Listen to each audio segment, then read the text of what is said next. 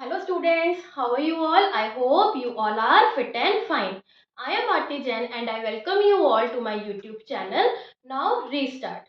Students, हमने class 10th science का carbon and it's compounds शुरू किया हुआ है, जिसके अंदर हमने कार्बन और उसकी कंपाउंड्स की फिजिकल प्रॉपर्टीज पढ़ी थी। सैचुरेटेड, अनसैचुरेटेड, हाइड्रोकार्बन्स पढ़े थे, एल्केन्स, एल्कीन्स, एल्काइंस, ये सब चीज़ें हमने पढ़ी थी। उनके इलेक्ट्रॉन डॉट स्ट्रक्चर्स पढ़ चुके हैं हम लोग।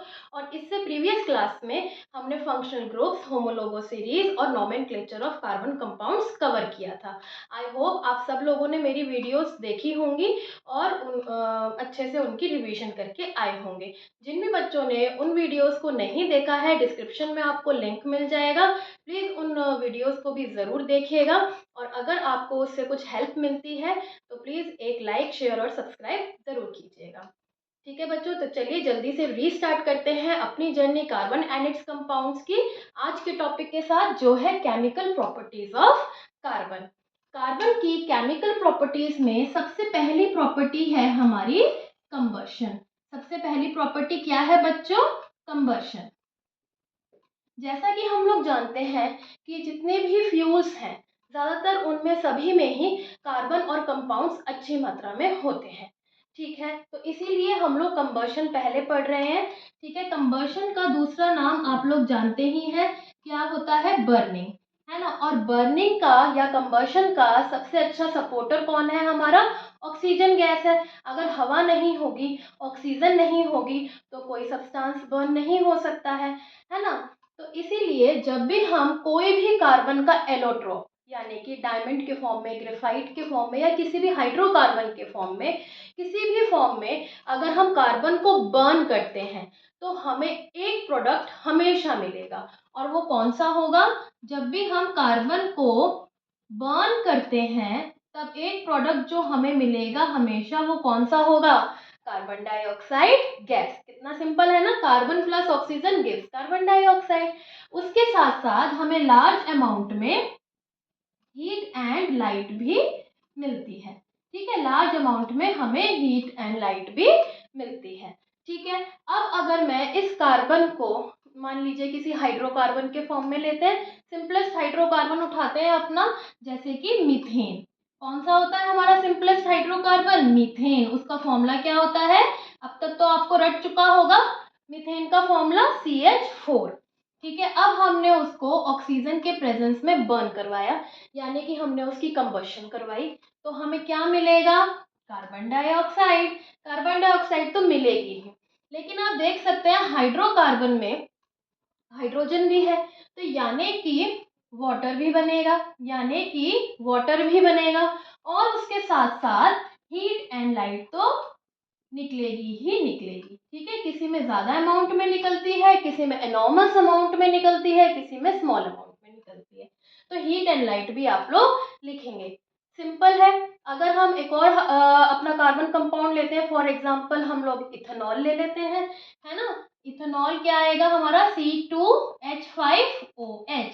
ये क्या है बच्चों? हमारा साथ साथ ना आप लिखते जाइए, क्योंकि अगर आप इसके साथ साथ इनके नेम्स भी लिखेंगे ना तो आपको प्रैक्टिस भी होती रहेगी और आपको साथ साथ लर्न भी होता रहेगा, और जिनको लर्न है उनकी रिवीजन भी हो जाएगी। ठीक है, तो इथेनॉल प्लस ऑक्सीजन, तो इसमें भी हमें क्या मिलेगा? सेम। कितना आसान है ना, कार्बन डाइऑक्साइड, वाटर, क्योंकि इसमें भी हाइड्रोजन है OH में, है ना, water plus heat and light. Simple है कंबशन, सिंपल है ना, कितना आसान है। अच्छा, अब अगर हम कोई सैचुरेटेड हाइड्रोकार्बन लेते हैं, एक पॉइंट और है इसमें याद रखने का, कि अगर हम सैचुरेटेड हाइड्रोकार्बन लेते हैं, सैचुरेटेड हाइड्रोकार्बन, मैं हाइड्रोकार्बन को HC लिख रही हूँ, है ना, आई होप आपको समझ आ जाएगा। तो ये हमेशा बर्न करेंगे और कौन सी फ्लेम देंगे? क्लीन ब्लू फ्लेम देंगे। कौन सी फ्लेम देंगे बच्चों? क्लीन ब्लू फ्लेम ये हमें देंगे, यानी कि इनका कंबशन पूरी तरीके से हो जाता है। ठीक है, अगर इनका इनकम्प्लीट कंबशन रहा, ये तो हो गया कंप्लीट कंबशन में। ठीक है, और अगर इनका, चलिए मैं आपको यहाँ पे लिखकर ही बताती हूँ साफ साफ, ताकि आपके नोट्स भी अच्छे से बन जाए। ठीक है, ताकि आपके नोट्स भी अच्छे से बन जाएं। अगर हमने इसके अंदर सैचुरेटेड हाइड्रोकार्बन्स लिए और उनकी कंप्लीट कंबर्शन करवाई, सैचुरेटेड हाइड्रोकार्बन्स और उनकी हमने क्या करवाई बच्चों, कंप्लीट कंबर्शन करवाई, तो हमें कौन सी कलर की फ्लेम मिलेगी? अभी अभी मैंने आपको बताया, क्लीन ब्लू फ्लेम। ये चीज बहुत इंपॉर्टेंट है याद रखनी, ठीक है। अगर इनकी इनकम्प्लीट कंबर्शन होती है, कौन सी इनकम्प्लीट मतलब कि लिमिटेड सप्लाई ऑफ ऑक्सीजन है। इनकम्प्लीट का मतलब कि इतना ज्यादा ऑक्सीजन जितना हमें चाहिए था उतना हमें मिल नहीं पाया, ठीक है। तो उस केस में हमारे पास कौन सी फ्लेम आएगी? हमारे पास येलो फ्लेम आएगी, ठीक है। उसके साथ साथ कुछ सूटी डिपॉजिट भी आएगा। सूटी डिपॉजिट का मतलब जैसे वो राख होती है ना, ऐश होती है, तो ब्लैक कलर का, तो ब्लैक कलर का कुछ काला काला जम जाता है। अगर हम मेटल प्लेट लें, अगर हम एक मेटल प्लेट लें तो मेटल प्लेट के ऊपर सूटी डिपॉजिट भी आ जाता है। क्लियर हो गई बात? इनकम्प्लीट कंबशन का मतलब limited supply of oxygen, limited supply of oxygen. Clear हो गई बात? वहीं अगर मैं अनसैचुरेटेड हाइड्रोकार्बन्स लूं, अनसैचुरेटेड हाइड्रोकार्बन्स लूं, तो उसमें भी हम, जब भी हम कंबर्शन करवाते हैं तो हमें कौन सी फ्लेम मिलती है? Yellow flame. मतलब कि वो पूरी तरीके से बर्न हो ही नहीं पाते हैं, ठीक है, क्योंकि डबल बॉन्ड ट्रिपल बॉन्ड होते हैं ना, तो वो इतनी आसानी से टूटते तो है नहीं, ठीक है। तो इसीलिए उनकी, क्योंकि कंबर्शन फुलफिल नहीं हो पाती, पूरी नहीं हो पाती, तो इसलिए येलो फ्लेम आता है, प्लस ब्लैक कलर की स्मोक आती है, ठीक है। और अगर इसी ब्लैक स्मोक पे मैं एक मेटल प्लेट लगा दूं, है ना, मेटल प्लेट लगा दूं, तो मेटल प्लेट के ऊपर क्या आएगा? वही सूटी डिपॉजिट। सूटी डिपॉजिट का मतलब समझ में आ गया? काला काला आ जाता है हमारे मेटल प्लेट के ऊपर, ठीक है। तो ये हो गए हमारा कंबर्शन कंप्लीट, ठीक है। अब अगर मैं आपसे कहूँ कि आपने घर में अपना गैस स्टोव देखा है ना, गैस है ना, और एलपीजी का सिलेंडर होता है, तो उसके अंदर जब मम्मा खाना बनाती है तो कौन सा फ्लेम आता है? लाइटर से हम लोग गैस जलाते हैं तो कौन सा फ्लेम आता है? ब्लू फ्लेम आता है। इसका मतलब हमारे गैस स्टोव बिल्कुल ठीक है। उसमें आपने देखा होगा गैस स्टोव पे इस तरीके से यहाँ पे एयर होल्स बने हुए होते हैं ना। इस एयर होल से, ये एक इनलेट होता है, इनलेट मतलब इसके थ्रू ऑक्सीजन अंदर जाती है, ठीक है। और अच्छी तरीके से ऑक्सीजन मतलब सफिशिएंट सप्लाई उसकी जाती है, जिसकी वजह से क्लीन ब्लू फ्लेम आता है। लेकिन कई बार आप देखते हैं कि आपके जो वेसल्स हैं, है ना, कुकर है, कढ़ाई है, ठीक है, तो अब वो क्या हो जाते हैं, नीचे से ब्लैक हो जाते हैं, ब्लैक होना शुरू हो जाते हैं। क्यों होते हैं? क्योंकि इसका मतलब ये हुआ कि आपके कुछ होल्स जो है ना, वो क्या हो गए हैं, ब्लॉक हो गए हैं, जिसकी वजह से ऑक्सीजन जो है लिमिटेड सप्लाई में जा रही है और फ्यूल का इनकम्प्लीट कंबशन हो रहा है, ठीक है, जिसकी वजह से वो जो सूटी डिपॉजिट है ब्लैक कलर का, वो हमारे वेसल्स पर जम रहा है। ये चीज क्लियर हो गई आप लोगों को अच्छे से? तो अगर आएगा आपके एग्जाम में कि why some of the our vessels get blackened, ठीक है, वाइल कुकिंग, तो आप क्या लिखेंगे? Due to incomplete combustion which takes place due to the blockage of the air holes of the gas stove, है ना। आई होप ये आपको सबको अच्छे से समझ में आ गया होगा। अब अगर मैं कोल एंड पेट्रोलियम की बात करूं, अभी तक मैंने मीथेन, इथेनॉल, कार्बन, ये सब हमने पढ़े। कोल एंड पेट्रोलियम भी तो कार्बन का ही एक फॉर्म है। अगर मैं कोल एंड पेट्रोलियम की बात करती हूँ तो उसके अंदर कार्बन तो होता ही होता है, कार्बन और उसके कंपाउंड्स तो होते ही हैं, ठीक है। कार्बन के साथ साथ उसके अंदर नाइट्रोजन और सल्फर भी होता है। किसके अंदर होता है? किसके अंदर होता है? कोल एंड पेट्रोलियम के अंदर, कोल एंड पेट्रोलियम, ठीक है। इनके अंदर हमारा क्या होता है? कार्बन, नाइट्रोजन और सल्फर। तो जब हम इनकी कंबर्शन करवाएंगे, जब हम इनकी कंबर्शन करवाएंगे तो हमारे पास कार्बन डाइऑक्साइड के साथ साथ oxides of nitrogen and oxides of sulphur भी आएंगे, है ना। नाइट्रोजन के भी ऑक्साइड्स बनेंगे और सल्फर के भी। और जो ये दोनों होते हैं ये क्या होते हैं आपके पॉल्यूटेंट्स। ये आपके पॉल्यूटेंट्स होते हैं, मेजर पॉल्यूटेंट्स होते हैं जो हमारे एनवायरनमेंट के लिए बहुत ज़्यादा हार्मफुल होते हैं। तभी हम कहते हैं ना कि पॉल्यूशन हो रहा है। क्यों हो रहा है? क्योंकि आपके व्हीकल्स में पेट्रोल है, पेट्रोल में हाइड्रोकार्बन के साथ साथ नाइट्रोजन और सल्फर भी है, ठीक है। और जब उनकी कंबशन होती है, जब आप व्हीकल चलाते हैं, स्कूटी चलाते हैं, बस, कार, तो उससे क्या होता है, इनके ऑक्साइड्स बनते हैं और वो ऑक्साइड्स हमारे एनवायरनमेंट में रिलीज होते हैं और हमारे एनवायरनमेंट को क्या करते हैं, पॉल्यूट करते हैं। ठीक है बच्चों, तो हमने कंबशन में मीथेन, इथेनॉल, इनकी कंबशन पढ़ी, सैचुरेटेड अनसैचुरेटेड हाइड्रोकार्बन की पढ़ी, कंप्लीट इनकम्प्लीट कंबशन पढ़ा, उनके फ्लेम्स पढ़े, और हमने कोल एंड पेट्रोलियम की कंबशन भी करवाई जिससे हमें मेजर पॉल्यूटेंट्स मिलते हैं। आई होप कंबशन वाली केमिकल प्रॉपर्टी आपको अच्छे से क्लियर हो गई होगी, हो गई ना। अब हम आते हैं सेकंड। सेकंड है हमारी ऑक्सीडेशन केमिकल प्रॉपर्टी। ठीक है, oxidation reaction, oxidation, write down students, oxidation, ये है हमारी सेकंड केमिकल प्रॉपर्टी। नाम से ही आपको पता चल रहा है, नाम से ही आपको पता चल रहा है ऑक्सीडेशन का मतलब होता है addition of oxygen, addition of oxygen. कहाँ से करवाएं ऑक्सीजन की एडिशन, कहाँ से करवाएं? ऑक्सीजन की एडिशन करवाते हैं आपके ऑक्सीडाइजिंग एजेंट्स। कौन करवाते हैं? ऑक्सीडाइजिंग एजेंट्स, मतलब कुछ ऐसे सब्सटेंसेस होते हैं जो कि दूसरे सब्सटेंसेस में ऑक्सीजन को प्रोवाइड करवाते हैं लेकिन अपने आप रिएक्शन में पार्टिसिपेट नहीं करते हैं, तो उन्हें हम कहते हैं ऑक्सीडाइजिंग एजेंट्स। ठीक है, तो इसकी डेफिनेशन लिखिए ऑक्सीडाइजिंग एजेंट की। ठीक है, दीज आर द सब्सटेंसेस या एजेंट्स भी लिख सकते हैं। These are the substances that provide oxygen to other compounds to carry out oxidation reactions, to carry out oxidation reactions। ठीक है, तो ऑक्सीडाइजिंग एजेंट तो मैम समझ में आ गया, एजेंट है ये तो ऑक्सीजन देने वाला। ठीक है, साफ सीधी बात ये है। नाउ फॉर एग्जाम्पल, इसका कोई एग्जाम्पल, इसका एग्जाम्पल है आपका एल्कलाइन पोटेशियम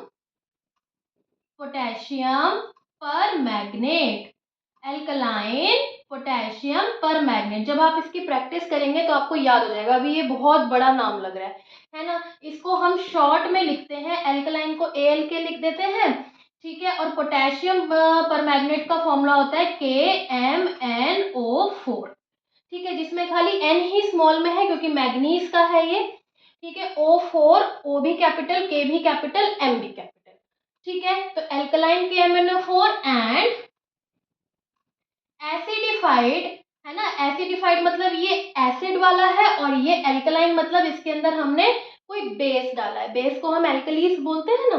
तो एसिडिफाइड पोटेशियम डाइक्रोमेट, ठीक है। यानी कि हम इसको लिख सकते हैं पोटेशियम डाइक्रोमेट को, एसिडिफाइड को तो पूरा ही लिखना पड़ेगा, K2Cr2, ये क्रोमेट के लिए Cr2 डाई हो गया O7, K2Cr2O7। आई होप आपको ऑक्सीडेशन समझ में, ऑक्सीडाइजिंग एजेंट्स क्लियर हो गए होंगे। चलिए अब हम करवाते हैं ऑक्सीडेशन। मेन जो ऑक्सीडेशन है वो किस लिए होती है, हमारी हाइड्रोकार्बन्स में या हम कहें कार्बन कंपाउंड्स में क्यों होती है ऑक्सीडेशन? मेन जो इसका यूज है ना वो होता है एल्कोहल्स को एसिड्स में कन्वर्ट करने में। कौन से एसिड्स? कार्बोक्सिलिक एसिड्स, ठीक है, कार्बोक्सिलिक एसिड्स में कन्वर्ट करने के लिए। तो हम उसी के एग्जाम्पल से ही समझते हैं, ठीक है। मैंने एक एल्कोहल लिया C2H5OH, कौन सा एल्कोहल है, जल्दी से नाम बताइए? Ethanol, yes very good, ethanol, ठीक है। अब मैंने इसके अंदर ऑक्सीजन ऐड करवा रही हूँ, या तो मैं इसके अंदर ऑक्सीजन ऐड करवाऊंगी एल्कलाइन KMnO4 से, या फिर मैं करवाऊंगी एसिडिफाइड K2Cr2O7 से, है ना। इन दोनों से ही क्या आ जाएगा, दोनों में से अगर मैं एक भी लिखूंगी तो मेरा रिएक्शन ओके है ना, करेक्ट है। तो एल्कलाइन KMnO4 और एसिडिफाइड K2Cr2O7 से मेरे पास यहाँ पे ऑक्सीजन चला गया, तो उससे मेरे पास क्या ऑब्टेन होगा, क्या ऑब्टेन होगा, इथेनॉइक एसिड। ठीक है, एसिड में ये चेंज हो गया। क्यों मैम, इथेनॉइक ही क्यों बना, क्योंकि इथेनॉल है, 2 कार्बन है तो 2 कार्बन वाला ही बनेगा ना बच्चों। अब जैसे अगर मैं C2H5 को खोलूं तो ये तो C2H5 होगा और यहाँ पे OH हो गया। ठीक है, अब जब मैं इसमें ऑक्सीजन प्रोवाइड करवा रही हूँ, ऑक्सीजन प्रोवाइड करवा रही हूँ, तो जो ये वाला और ये वाला है ये क्या बन जाएगा आपका, डबल बॉन्ड O बन जाएगा कि नहीं बन जाएगा, है ना। तो इस तरीके से आपका एसिड ये बन जाता है। क्लियर हो गई बात, क्लियर हो गई बात। इधर इसके लिए एक एक्सपेरिमेंट भी है। आप लोग क्या कर सकते हैं, एक टेस्ट ट्यूब लीजिए, उसके अंदर इथेनॉल डालिए। ठीक है, इथेनॉल डालने के बाद उसके अंदर एल्कलाइन KMnO4 डालो। ज्यादातर एल्कलाइन KMnO4 वैसे पर्पल कलर का होता है। कौन से कलर का होता है, पर्पल कलर का होता है।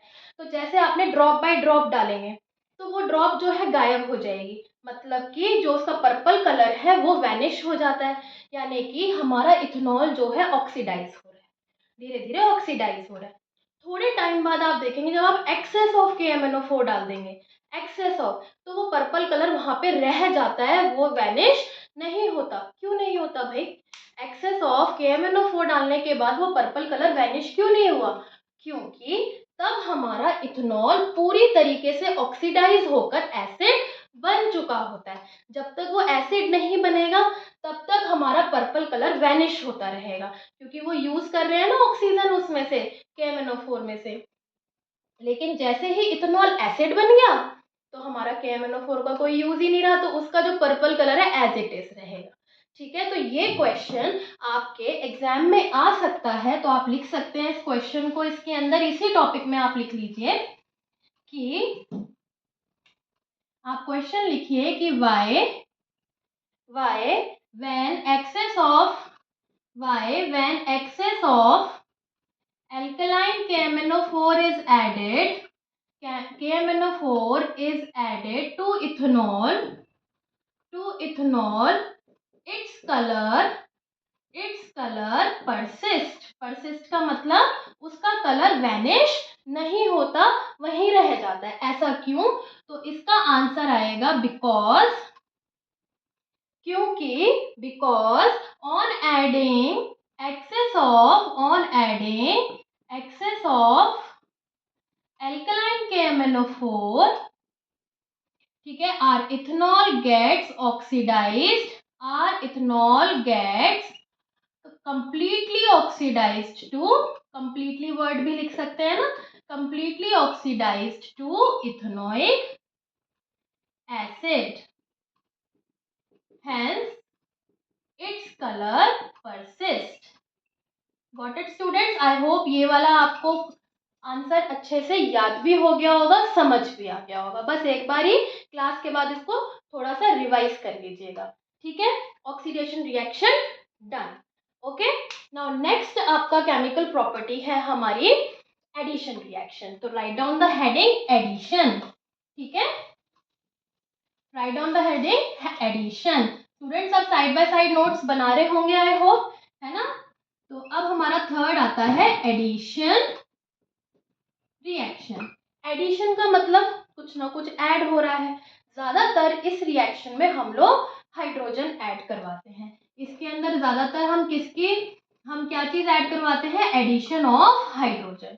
तो जैसे हमने ऑक्सीडेशन में हमने मेन यूज पढ़ा कि इथेनॉल का इथेनोइक एसिड में यानी अल्कोहल्स का कार्बोक्सिलिक एसिड में कन्वर्जन होता है। इसके अंदर मेन आपका यूज है hydrogenation of vegetable oils. Hydrogenation of vegetable oils, हम लोग घर में खाते हैं ना वेजिटेबल ऑयल्स, पराठा पूड़ी ये सब, है ना। तो वेजिटेबल ऑयल्स जो होते हैं वो होते हैं हमारे अनसैचुरेटेड हाइड्रोकार्बन्स, है ना। ये हमारे क्या होते हैं, अनसैचुरेटेड हाइड्रोकार्बन्स और लॉन्ग चेन वाले होते हैं।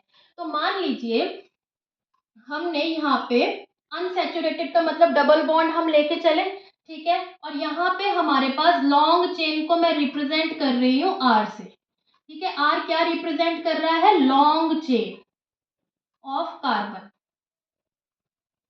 ठीक है। लिखने की जरूरत नहीं है आपको एग्जाम में, लेकिन आपको समझ आ जाए कि भाई ये आर कहाँ से आया, उसके लिए मैंने लिखा है, ठीक है। ये आपका अनसैचुरेटेड हाइड्रोकार्बन हुआ, यानी कि आपका ये एक वेजिटेबल ऑयल हुआ, ठीक है। ये क्या है? आपका अनसैचुरेटेड हाइड्रोकार्बन।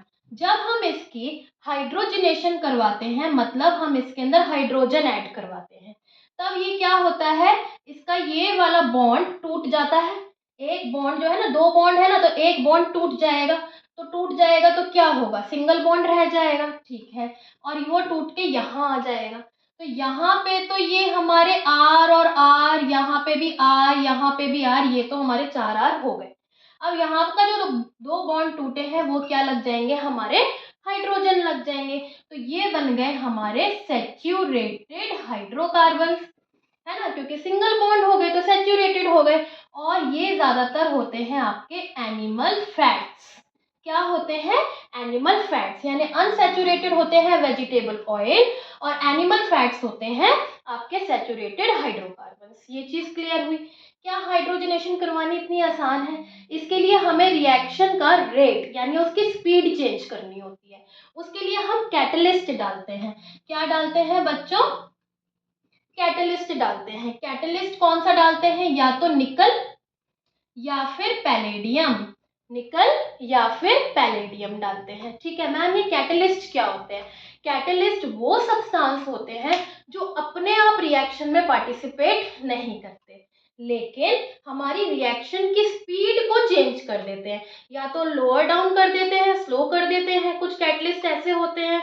और कुछ कैटलिस्ट ऐसे होते हैं जो स्पीड को इंक्रीज कर देते हैं। रेट या स्पीड एक ही बात होती है ना केमिस्ट्री में, ठीक है। तो रेट को या स्पीड को, रिएक्शन की स्पीड को क्या कर देते हैं बच्चों? इंक्रीज कर देते हैं, ठीक है। समझ में आ गई बात? तो यहाँ पे अगर आप कैटलिस्ट की डेफिनेशन लिखने चाहें तो मैं अभी आपको लिखवा दूंगी। पहले ये देखते हैं कि vegetable oil gets converted into animal fats. ये अनसैचुरेटेड है, ये सैचुरेटेड है, ठीक है। ये जो होते हैं ये आपने एडवर्टीजमेंट्स में भी देखा होगा। ये क्या होते हैं? आपके हेल्दी होते हैं, ठीक है। लेकिन एनिमल फैट्स जो होते हैं वो आपके हार्मफुल होते हैं, क्योंकि इनको हम और तोड़ नहीं सकते ना, और इनको तो हम तोड़ सकते हैं, ठीक है। तो ये चीज है। इतनी बात क्लियर हो गई? तो चलिए आइए लिखते हैं कैटलिस्ट की definition. What do you understand by catalyst? Write down catalyst. Addition reaction में ही लिख लिए, जैसे हमने उसमें ऑक्सीडाइजिंग एजेंट पढ़ा था, इसके अंदर हम लोग पढ़ेंगे catalyst. These are the substances, these are the substances which changes the rate of reaction. जिन बच्चों को रेट वर्ड याद नहीं रहता है तो स्पीड लिख सकते हैं, पर आपको याद होना चाहिए। These are the substances which changes the rate of reaction without itself being affected, ठीक है। अपने आप वो पार्टिसिपेट नहीं करता है। फॉर एग्जाम्पल अभी अभी मैंने करवाया आपको निकल, जिसका सिंबल है Ni, और पैलेडियम, ठीक है। पैलेडियम का सिंबल है Pd। क्लियर हो गई बात इतनी? तो चलिए आज का हम अपना लास्ट केमिकल प्रॉपर्टी करते हैं फटाफट से, जो कि है सबसे इजी, सब्स्टिट्यूशन रिएक्शंस, ठीक है बच्चों। तो चलिए स्टार्ट करते हैं। Right down the heading substitution reactions. Substitution से आप क्या समझते हैं?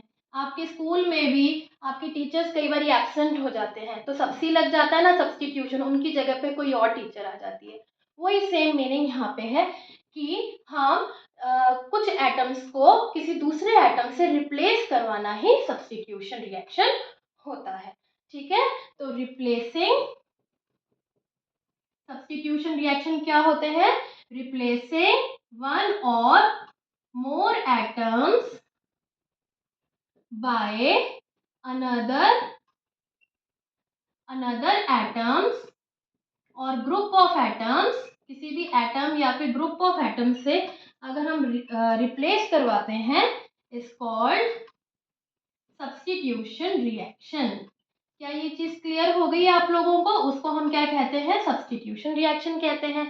ज़्यादातर हमें ये कहाँ दिखाई देता है?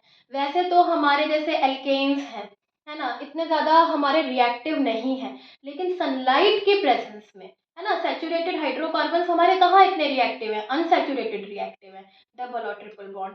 लेकिन सनलाइट की प्रेजेंस में अगर हम उसके अंदर क्लोरीन ऐड करवाना चाहें तो हो जाती है। जैसे, ठीक है, फॉर एग्जाम्पल हमने मीथेन लिया, सिंपलेस्ट हाइड्रोकार्बन, सिंपलेस्ट एल्केन, हमने मीथेन लिया, नाम लिखते जाइए ताकि आपको प्रैक्टिस होती जाए, ऐसे ही केमिस्ट्री याद होती है।